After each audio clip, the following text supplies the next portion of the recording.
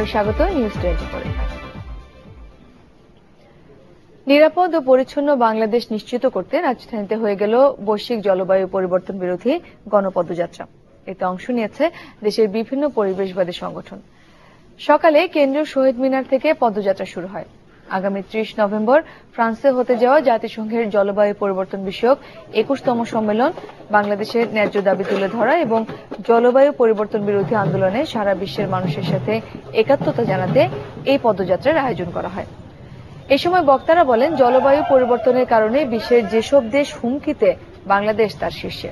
তাই এখনই এই বিষয়ে সচেতনতা বাড়ানো এবং জলবায়ু পরিবর্তনের জন্য দায়ী উন্নত দেশগুলোকে ক্ষতিপূরণের অর্থ দেওয়ার দাবি জানান বক্তারা। জলবায়ু পরিবর্তনের যে ঝুঁকিটা, যে বিপদটা, সেটা কিন্তু যতখানি আমরা হয়তো অনুধাবন করতে পারছি তার থেকে অনেক বেশি, এবং সেটা শুরু হয়ে গেছে। জলবায়ুর ঝুঁকি মোকাবেলায় আমরা যদি এখনই না দাঁড়াই, অনেক দেরি হয়ে গেছে। সেখানে সন্ত্রাস মোকাবেলায় বড় ঝুঁকিটা না এনে সেখানে এইটাকে সমান তালে বিবেচনা করা উচিত।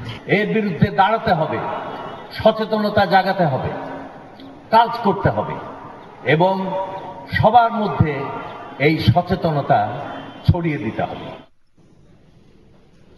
সরকারের সদিচ্ছা ও আন্তরিকতার অভাবে পার্বত্য চট্টগ্রাম শান্তি চুক্তির পূর্ণ বাস্তবায়ন হচ্ছে না। শান্তি চুক্তির 18 বছর